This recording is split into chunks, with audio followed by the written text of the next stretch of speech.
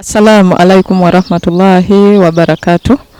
Mbuzako abalabi ba Tawira Radio, Tawira TV, mwebale kutulaba, mwebale kutuuliriza, mwebale kutwagala, mwebale kutuwagira. Aliyo najoli josinzira naye nga tosubwa Tawira Radio, Tawira TV guno gwe mukutu ogukyasinzo okulabikirako amawulire gonna agafa wano mu UAE, mu Emirates omusanvu ze tulina nga Dubai, Abu Dhabi, Sharjah n'endala nyingi nnyo. Era mukwano gwa hego wonna aliyo ngo yagala okumanya ekifano mu UAE genda bugenzi ku mikutu migata abantu nga ogwa Facebook, ogwa YouTube, ogwa Instagram, oberenga o subscribinga, likinga, commentinga ate tewerabira no sharinga. Ojja kubeeranga ofuna buli kimu kyoba weetaze wano mu UAE. Butwale volume program Omuvubuka W'ekyeyo nange omwerezaawo omuzira Nkima Nagawa Mariam. Abalungi neeyongera okubajjukiza nti omulama gwa programu eno kwe kumanya ku ndowooza z'abavubuka mu bintu eby'enjawulo oba olyawo kinaakyusa obulamu bw'abavubuka ab'omulembe guno omutebi. Era nga olunaku olwaleero nina omugenyi wange nga wagenda okubeera nga abeeyanjulira ate tugabaneko ku ndowooza ez'enjawulo nga we tugenda okubanga tunyumyamu. Negataako mu mboozi yaffe ey'olunaku olw'olwaleero. Mukwano nsanyusa okulabako. Kale nnyabo nange nsanyusa okusanga. Oli butereevu ku Tawira Radio, Tawira TV. Soka weeyanjulireko abalabi ba Tawira Radio, Tawira TV bategeere mugenyi ki olunaku ate olwaleero gwe tukyaziza. Amanya mpitibwa Malende Asha, nsinzidde kuva mu kitebe kya Abu Dhabi mu Emirates emu wano, okuva mu Emirates omusanvu. Gye nsinzidde okuva nnyabo. Mukwano tusanyusa okulaba ate weebale kunyirira, weebale na kujja mu programu Omuvubuka W'ekyeyo. Mukwano obulamu bw'ekyeyo buno obusanze otya? Obulamu bwo tebubadde bubi generally. Kubanga tukola sente tuzifuna tuli happy okutwaliza awamu, so sina mbuzibu bwe mbusanzeemu. Weewaawo waliwo challenges olumu ze tufuna naye era tuzi overcoming nga abantu. Embeera y'obudde wano mu UAE gibulireko omuntu atali wano kozi bantu bangi abatulaba abali America, abali London, abali ewawa, bulirako omuntu ali atali wano embeera y'obudde wano mu UAE eri etya? Embeera zo sometimes tubeera ne winter ne tubeera ne summer naye ng'okusingira ddala mu UAE yonna tusinga kubeera na summer. Musana gubeera mungi nnyo lumu tufuna sandstorm nga sometimes tosobola na ttambula bweru naye kirungi ebiseera ebisinga ffenna abasinga tukola munda mu bizimbe so tekitukosa nnyo twakimanyiira. Ate era ne winter bwebezze nayo tekitukirina mu buzibu tugenda nakyo tu adjustinga na buli mbeera eba eriwo. Mukwano tweyanzege ebyendya bya wano mu UAE biyimiridde bitya? Emmere eyewaffe weeri waneeno oba nedda ebyendya bya wano biri bitya mu UAE? Endya era okutwaliza wamu nga bw'ona agenda mu nsi endala zonna.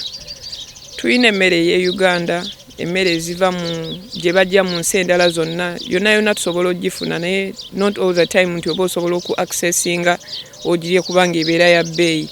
Naye nga neeya wano tugirya kubanga etuwoomerera yeetuleze. Kituufu nnyo keekaniriro kano kwenkulabako.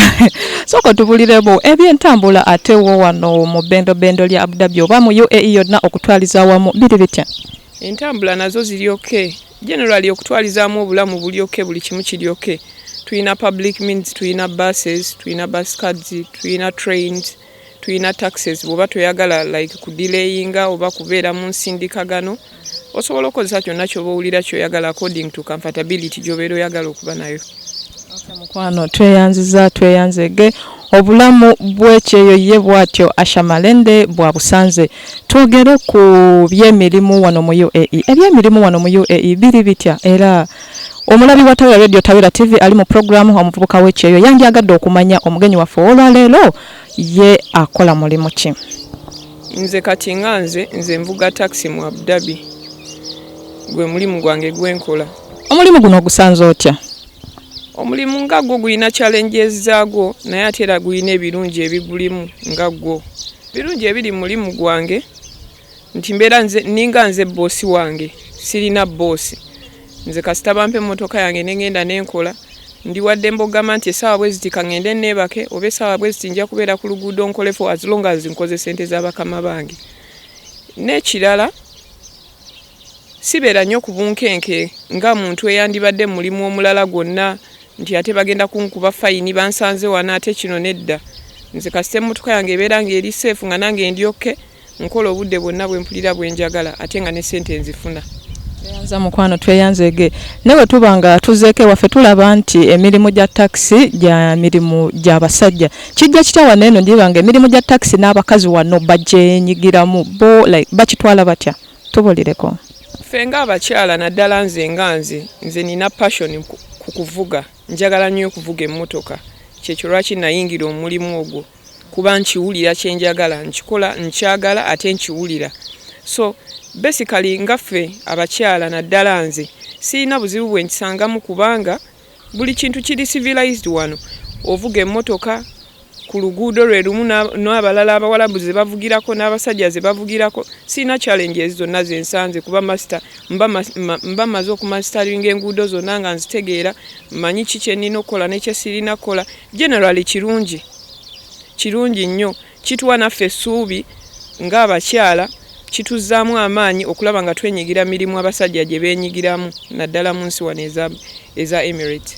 Okay, mukono tuyanzagane tulaba mu nsi endala abakyala tebakkirizibwa kuvuga mmotoka ng'ensi ezitwetoolodde wano kirina enjawulo gye kyawukanamuuko kiri kitya mu nsonga eyo? Tekirina nnyo njawulo gye kyawukanamu nnyo tekirina njawulo generally kubanga bwe baba nga bagambye nti omulimu bwe guti twagala abakozi twagala abakyala nga ndaba nina obusobozi obusobola okikola oba nga waliwo n'omulala eyandiyagadde okikola asobola okyenyigiramu kasita kiba nga kigenda kuleeta ensimbi nga kigenda kuyimirizawo omuntu yenna aba asobola okyenyigiramu.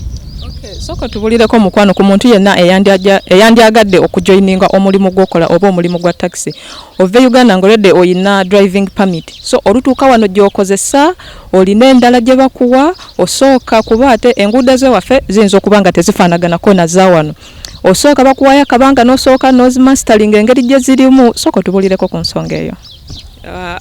Ebya Uganda byanjawulo nnyo oba n'ensi endala zonna zawukana n'ensi ya wano lwa nsonga ove waka ng'olina pamiti ye Uganda Uganda tetumanyi kuvuga mmotoka onansonyiwa okwogera bwotyo kubanga Uganda ogenda mu driving school n'omalayo weeks 2 ne bakuwa pamiti wano si kyangu osobola n'ovuga emyaka 6 ng'okola exam n'ogwa nga pamiti togirabangako olina okuyiga amateeka olina okugagondera olina okugafollowinga bw'oba ebyo tobisobola bimasteringa obeera tosobola kuvugirawo wano ate ne license ogifuna si kyangu mukwano. Soko buliremu omulabe alaba programu eno license gy'oviirako e Uganda gy'ogirako n'otandika okuvugira wano oba olutuuka wano ate ofuna eya wano eri n'ogifiisa n'oba nga okolera ku eno? License ey'ewaka ekuyambako kulaga nti ekintu kyenjizeemu nkimanyiiko nkirinako obukakafu naye nga terina nnyo kyamaanyi kyekola kuba wano bw'otuuka oddayo butaate mu classes zennyini okuva ku mupiira baguyita batya engine ebeera otuuka wano bakutwala mu kirasi n'oddamu okusoma ekintu kino naawe olina okuddamu n'obisoma okuva ku mupiira paka ku bonnet kebateekawo bbanga ki nti omuntu azze okukola omulimu gwe ng'ogw'okuvuga taxi alina kusoma bbanga bwe riti wabula lyo teririna bbanga kisinziira obwongo bwo n'enkwatayo naye nga normally grace period gye bakuwa ng'oli mu training eya driving kuba kati ffe mu taxi tusoma emirundi 2 osoma ebya driving ku luguudo nga tosomye bya location just kuyiga mmotoka ntaningira wa left kikye nina okukola nekye sirina kukola ku luguudo nina kweyisa ntya kati bwe bamala okumpa permit eri permanent nti nzikirizibwa ovuga mu Emirates zonna n'enkomawo ate mu taxi nina okusoma nenfuna ka permit akakanzikiriza ovuga taxi nga bona oba tugiyite ID y'omulimu gwenkola so kati kyanjawulo ebbanga lyo kisinziira ku bwongo bwa muntu nankwata how fast you are mu kintu ekyo kuba osobola okubeera emyezi 6 osobola okubeera emyezi 7 naye bw'oba olina passion nga bwe nakugambye nti ekintu ng'okyagala kikubeerera kyangu. So kati ebbanga eryo ly'omala ng'osoma eno akasente ko baba bakakuba olwedde oli mu ssomero paka wonooyiga then awo otandika okukola era bakuwaayo akasente akatonotono bakuwayo akasente akasobola okukeepinga up paka bw'omala training naye ate bw'ogenda n'okola training ne bakuwa exams n'ogwa tebaddamu kuwa sente kuba oba disappointinze nnyo. Kati omuntu wasoma ebbanga eryo n'abeera nga tayise bamuwaayo chance endala yogamba nti koddemu osome like bakuwaayo omukisa omulala oguddamu n'oddamu mu kibiina n'osoma bw'oba ng'ogudde ku normal license nga bwe tugamba license ey'e Uganda zo chances nnyingi nnyo omuntu ali nomo n'emirundi 10 osobola okuddayo paka bw'oligifuna naye kyawukana n'omuntu avuga taxi wano kuba emirimu gya target basobola okugamba nti kati omuntu tujja muwa chance bwagwa emirundi ebiri ajja kuddayo bw'ogwa ogwokusatu kiba kitegeeza tojja kisobola oba okitegeera so kati bw'ogwa emirundi egyo esatu n'osaba bakwongera ogwokuna nagwo n'ogwa sometimes abaana abamu baba retaining according to behaviors zaabwe basobola okugamba tumusonyiwe ajja agiraayoza emmotoka then ebbanga bwe linaayitako ajja kuddayo abigezeeko tulabe naye bw'oddamu n'ogwa awo kiba kiganye oba otuukiridde kudda waka waffe Uganda era kiba kiganye oba otuukiridde okuddayo mu nsi yo oba oli mu Pakistan okay mukwano tweyanzeege naye taxi ezimu ze tulaba naddala abakyala tutera nnyo balaba mu family taxi ate abaami ne babeera mu buno butaxi obutono like etteeka bwe lito werigamba nti omukyala yenna alina kuvuga family taxi oba kuba olwawo osanga nga omusajja ali mu family taxi ate olwawo kusanga omukyala ng'avuga buno butaxi obutono so etteeka bwe lito werigamba nti omukyala yenna wano asaanidde kuvuga taxi enenene nga tuzeeko wansi w'amateeka wano mu nsi z'Abawarabu tulina kye bayita sharia law ndowooza basically kyekyo lwaki baatuula ne bagamba twetaaga tufuneyo abakyala abanaavuga bakyala baffe okusinziira ku tteeka eryo naye nga nze ndaba ate erudda kinyigiriza ffe abakyala abavuga taxi kuba bwe mba nina target gye nina otuukiriza nga omuntu avuga taxi sometimes abakyala nga bw'omanyi tekiba kyangu ku bakyala bannaffe ajja kujja ndi mu queue ninda customer nga mukyala agambe la agenda alinnyeyo omusajja nindeyo eddakiika endala 3 ajja agambe la njagala ya musajja kati eyo challenge kati ate omusajja sikirizibwa mutwala naye nga kimenya mateeka era bwe baba bansanze ku luguudo omukalafu agoba gunkuba mbasiguwona okuleka ng'oli ankwatiddwa ekisanandeka tosobola kusanga mwami ng'avuga family taxi oba omukyala ng'avuga bu taxi buno bwe tulaba obutono tewaliyo omukyala mu Emirate yonna avuga taxi ntono basically abakyala balina kuvuga family taxi abasajja bavuga Camry ze motoka ezentono bwe kitwe kiteekeddwa okubeera kiteekeddwa okuba nnyabo mukwano tweyanzeege eby'emirimu ye okusinziira ku mbeera bwe kitwe kiri twogereko omukwano ku bintu by'emizannyo omulabi wa programu eno yandisaanye okumanya ono mu UAE kuba waliwo ku by'emizannyo oba kuba Uganda ewaffe tulaba waliyo emizannyo egy'enjawulo naye nga gy'Abannayuganda so ne wano weebiri oba nedda ebyemizannyo ne wano weebiri lwakuba olumu obudde bugaanyi ne tulema okukwatagana kuba olumu oyinza okuba oli ku mulimu ng'ate abala bali ofu nga tewaliyo omuzannyo gwe bategese n'ogumiisinga naye nga nabyo weebiri kubanga of recent tubadde n'emisinde gya taxi mu Emirates zonna 7 era twagenda ne tudduka nze omu ku baawangula ne medonjiri mukwano weebale ku butakweka kitono ekyo ate n'otuuka n'okuwangula neyanziza nnyabo twagenda emisinde ne tudduka Emirates zonna taxi zonna nenziruka ne mba challenge nga munnaye ne bampayo nange akasimu kange so ebyemizannyo weebiri nnyo era tubyenyigiramu tulinawo groups ezizina tulinawo abaana abadduka tulinawo abasambi b'emipiira era twalinako n'omupiira of recent ogwa Ugandan Embassy ne Uganda Cranes where Ugandan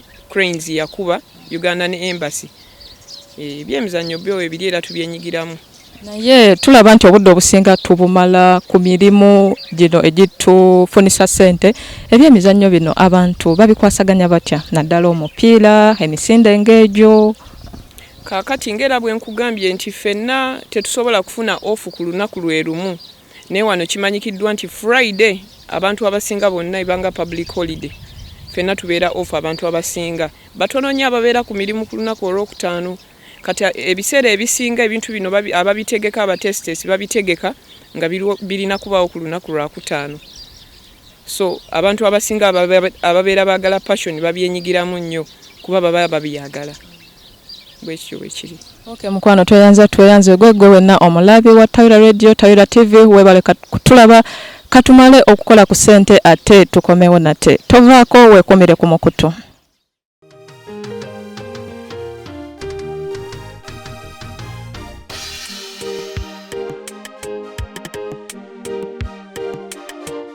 abalungi mukulikeyo mukuwumulamu nsobola buli omu anyweddeyo ku lwendo lw'amazzi butelevu tukyali mu program omuvubuka w'ekyeyo nange omuzira Nkima Nagawa Mariam era nga nkyali n'omugenyi wange olunaku olwaleero nga bwe tunyumyanyumyamu ebigambo mu biwulira. Mukwano, olowooza omuvubuka yandisanya kweyisa atya? Omuvubuka nga tuli wano mu Emirates oba nga tuli ewaka, omuntu yenna nga muvubuka nze nsuubira yandibadde sinakusuubira yandibadde yeeyisa munneeyisa ennungi ng'agondera amateeka ng'akola ekyo ky'alina okukola nekyatalina kukola, kuba abavubuka bangi babeera n'ebikoosi banywa enjaga bakola ki, naye wano tetubikola ebyo. Babeera n'ebikoosi babeera muzikirabu tebaagala kukola, naye nga nze ndaba omuvubuka yandibadde abeera n'empisa ng'agondera amateeka, agondera bazadde be n'agondera n'abo bonna abantu ababa bamuli abaavu. Omuvubuka bw'atyo we yandisanye okweyisa. Butereevu ngera tukyali mu programu Omuvubuka W'ekyeyo nange omuweerezaawo omuzira Nkima Nagawa Mariam. Mukwano, tulina enjogera ensangi zino eriwo, ekigambo ekyo kiyitimiddwa nnyo wano mu UAE nti buli mukyala yenna ali wano yagenda okuva e Uganda nga yakyankalanye n'omwami we nti era yalekayo omwana oba abaana, era yajja wano kutandika bulamu bupya. Mukwano, ensonga eyo ogyogerako ki? Eyo si ngombo, naye kimanyikiddwa nti ku 100 at least abavubuka 8 kaŋŋambe 8 abantu 8 abavubuka 8 bateekeddwa okuba nga balekayo bakyala baabwe oba abaami baabwe e Uganda. Then 2 agasigadde bebo bosanga nga tebalinawo bantu nga tebalina be baleka Uganda nga bondaba wano. Nze sina gwe naleka Uganda. Tolina kwega muntu yenna gwe waleka Uganda oli wano bwa Namunigina. Ndi wano bwa Namunigina teri aŋŋambako. Sina gwe naleka Uganda. So mukwano, ensonga eyo gwe ogiwakanya oba ogikkiriza? Nze ngiwakanya. Kino kye bagamba mbu abakyala oba abasajja bave waka nga bawukanye nga couples zaawukanye ne basalawo bajje bakola ebyeyo. Weewaawo abamu we bali ne nti buli ali wano ayina ya breaking up ne relationship najja n'akola. Sometimes tujja okukola kubanga kiba kikakatako. Oyinza okuba ng'olina omwami wo nga muwagalana nga tolina kyakukola naye ng'olina omuleka n'ogenda n'okola. Bwe kityo bwe kiri. So nze nkiwakanya si kituufu. Kuba abasinga wano weetuli naffe nga tetuli bafumbo ate nga tetulinawo basajja nga ate ne Uganda tetubayinayo. Ekintu kino tukiteeke ku percent. Bwe babanga ababalekayo olowooza bali ku percentage ki n'abo abatabalekayo? Wabula ebintu bya long distance relationship nze ng'omu sibikiririzaamu ate era n'abantu bensinga bentera okwogera nabo olaba nga basanga challenges nnyingi nnyo kubanga abantu abasinga baawukana nnyo buli communication lwegenda ng'ekendeera kuba kati ffe wano tubeera tukola nnyo.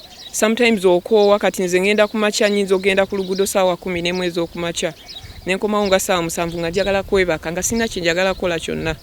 Ssaawa 7 bwe nneebaka nzirayo ku luguudo ssaawa 9 nvaako 6 ogw'ekiro mbuulira ddala moral njijja wagenda okubeera ku ssimu njogere n'omwami wange mulimbe kino mugambe kiri n'enkya bwentyo ate nga nina okukola omwezi mulamba ngumaleko.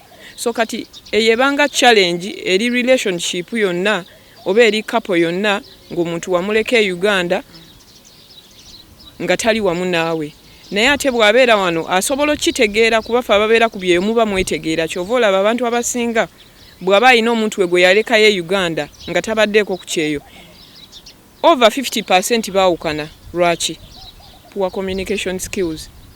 Baba tebakyasobola kukwatagana kuba oli tasobola tegeera. Oyinza omugamba nabadde ku mulimu nga nkola n'agamba olabika wabadde olimba wabadde mu bwenzi. Kati ebintu ntubwe bityo ate oteekeko ebyemirimu ogenda okumaliriza nga at least ekimu oyina kireka.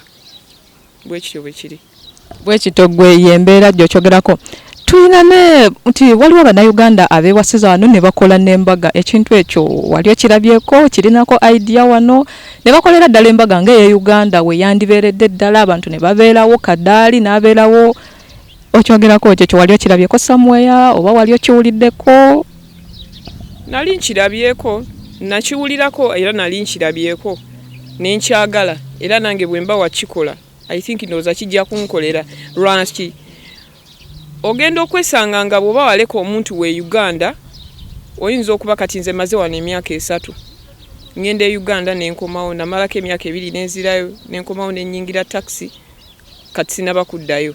Naye ebiseera ebisinga ogenda okuddayo ewaka osanga omuntu ebintu bingi nnyo ebibaddewo ebintu ebisinga munno patanawo bye yalinga akola takyasobola bikola ate oba olumu nga olaba ng'oba yamulekedda kuba sometimes emirimu gyaffe wano gye tukola sente ze tufuna ate si ze zimu n'ezeewaffe nyinza okuba nalekayo for example bba wange ewaka afuna akakadde kamu nze vuga taxi ngenda afuna $3.5 kati bwe naddayo ate ndaba bba nga aboggola ate yeeyisa bw'ati ayinza n'obba yakwanako ebbali kiyinza otubeerera ekizibu ennyo okukwatagana so nga ate bwe mba nfunye wano omuntu wange nga si mufumbo ewaka ne ntegeera nti si mufumbo ate kye kiba kitugaana okutugatta tewali kitugaana tekirimu bwa sitaani nze nkyagala tweyanza mukwano tweyanzege ye Asha Malende embeera y'omukwano bw'atyo bw'agitunyonyoddeko. Asha, omulabi wa programu eno yandyetaze okumanya ekyeyo kino kirina engeri gye kikyusizaamu obulamu bwo nga gw'omuntu oba nedda? Ekyeyo of course era omuntu yenna nga ali ku kyeyo tewali muntu like sente ze tufuna wano nyingi okusinziira ku sente z'ewaka kuba n'omuntu atandika obutandisa okukola bw'oba osobola ofuna akakadde kamu of course akakadde kamu kasobola okyusa obulamu bwa akakadde kamu bw'oba okakoledde emyezi 12 gwe mwaka gumu ezo si $12,000,000 obeera n'ebintu by'osobola okukolamu ezo sente ate omuntu ali e Uganda. Nze ekyeyo kinkyusizza nnyo kuba ebintu bingi nnyo byenkoze byendaba ate nga sandisobodde bikola nga ndi waka era neebaza Mukama okunsaasira n'ensobola okubeera mwenensi n'ensobola okubeera nga nkola era ne musaba era yongere otusaasira tusigale nga tukola ku mirimu gyaffe. Alright mukwano tweyanziza nnyo tweyanzege nga tunatera okufundikira programu yaffe eno Asha twandi mbadde nkusaba ofune obubaka bw'owaayo abavubuka bonna abali mu UAE basindikireyo obubaka bonna obubaka bwensobola oba entanda gye nsobola obbasibirira babeere bagumu ebiseera ebisinga emitima gikoowa n'emibiri gikoowa n'owulira ng'obikoye n'ogamba anjagala kudda waka naye bagenderewe ku mulamu ogwo gwe bajjirako at least bw'oba okikooye torisigninga saba live ogende waka owummulemu okomewo okole okiddira okikube paka okuleka ng'ogambye nti kati nze ngenze kuwasa ngenze kusetolinga kangende waka ne bwe waba nga si kyekyo nze omuntu nandimuwadde amagezi abeerewo akole kubanga ne waka si wangu singa waali wangu era singa gye tubeera. Tweyanza mukwano tweyanzege neera nga tuli ku nkomerero y'okufundikira programu omugenyi waffe olwaleero tuweeyo obubaka eri omuntu ali e Uganda ateekateeka okujja wano mu UAE okukola naye ebeera nga omusindikirayo obubaka olunaku olwaleero. Mpozi omuntu yenna ali e Uganda nga yandiyagadde okujja mu nsi z'Abawarabu naddala UAE wempangaalidde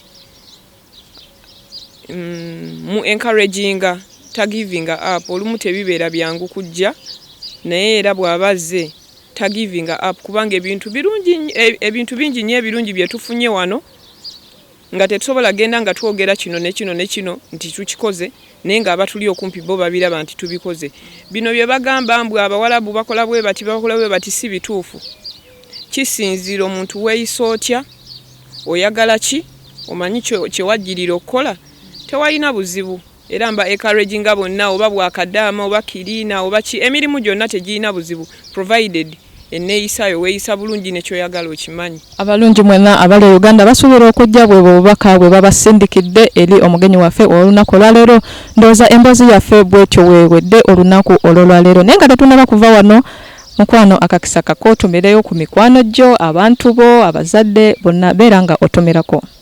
Okusookera ddala nandyagadde otumira bazadde bange ntumira famire yange ey'Amalende okuva ekawo empaawo mbaagala nnyo yadde nga ndwawo balabako nentumira maama wange nanfuka Musoke Rose ne baganda bange bonna nentumira mikwano gyange gyonna egiri e Uganda nga girwawo okundaba ate era nga ne bwenzija olumu tegindaba nentumira mikwano gyange egya taxi gyonna bentera okuresinga nabo ku luguudo abantu Masuzani Muwonge nabo mbatumidde mbagala nnyo akuzaako n'erinnya kubanga bwe mba kukuba tosobola kuntegeera nti yenze emmotoka ngivuga kisajja olumu manyo basanga nembasi zako kundabirwamu ne turesinga olwo tubeera twewadde sigino so mbatumira nnyo muli mwene embeera ey'okugamba kanvuge nkuyiteko tumanyi obikola okweggyako stress kuba olumu kasitoma ayinza okukyankalanya kati oyinza omusanga n'akusiza wansi endabirwamu otegeera kyaba ategeeza ffe ku luguudo tuba tulina mwina busayini bwammwe bwe mukozesa ku luguudo awo tuba tulina bwe tucommunicatinga twesangewa nti koniki nga tuleega asookayo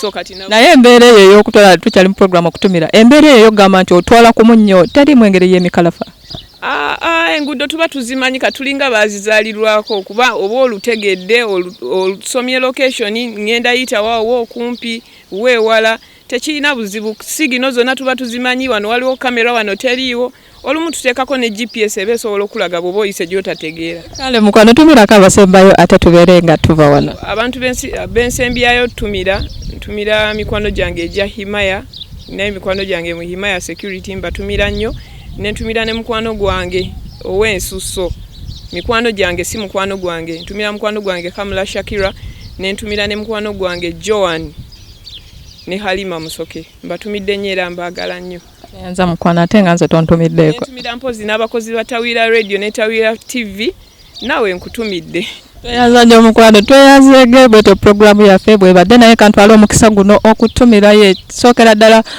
tumirako abamyawa bali ku kamera mwebale kukola ekintu ekyo ntumirako abakozi ba himaya mwenna bali Dubai Ajumani Abu Dhabi Joan nkutumiddeko mwena mbatumiddeko Safina Mayanja Asma mwenna mbagala nnyo Ronike ondabira beshahamaawo obagamba mbatumidde Joan ondabira ko abo ku Al Jazeera bagambe nti mbagala nnyo nate nentwala kakisaka n'okutumirako ba members ba Team One Love mwenna mbatumiddeko Emily Mirawo nkwagala nnyo programu yaffe bwetyo weewedde olunaku olwaleero akume atakumira mpeera